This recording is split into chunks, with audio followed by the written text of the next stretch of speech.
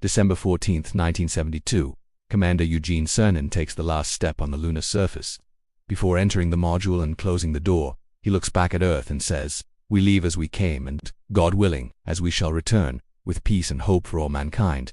He was wrong. We didn't return. The door closed ... and it remained locked for over 50 years. But why? The official answer is money. But if you dig a little deeper into the NASA archives, the lost audio transcripts, and the geological reports, the math doesn't add up. Today, on Random Life, we are reopening this file. We're going to talk about what the astronauts saw, what they heard on the dark side, and the real frightening reason that kept our feet on the ground for half a century. First, let's address the elephant in the room: money. They say the space race ended because it got too expensive. And it's true. The Apollo program cost about $25 billion at the time. But think about it. The United States spends more than that on military defense in just a few weeks nowadays. If there was something valuable up there, or something dangerous ... the money would appear. So, if it wasn't just the money, what was it? This is where things get weird. There are reports and transcripts suggesting that the moon isn't the dead silent place we imagine. 2 months before man stepped on the moon, Apollo 10 orbited the dark side. The radio lost contact with Earth. They were alone in total darkness, but they weren't in silence.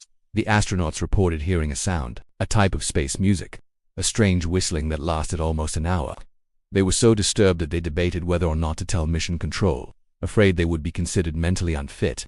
Years later, NASA explained it as radio interference, but the doubt remained. What else did they see and not tell us? Besides the mystery, there was the physical danger.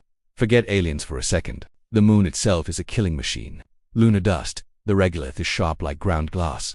It destroyed suits, clogged systems, and caused lunar hay fever in astronauts. Every mission was a game of Russian roulette.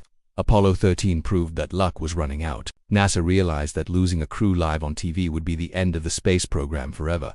The political risk outweighed the scientific gain, but the real reason we stopped. The final piece of this puzzle isn't about aliens nor glass dust. It's about motivation. We didn't go to the moon to explore.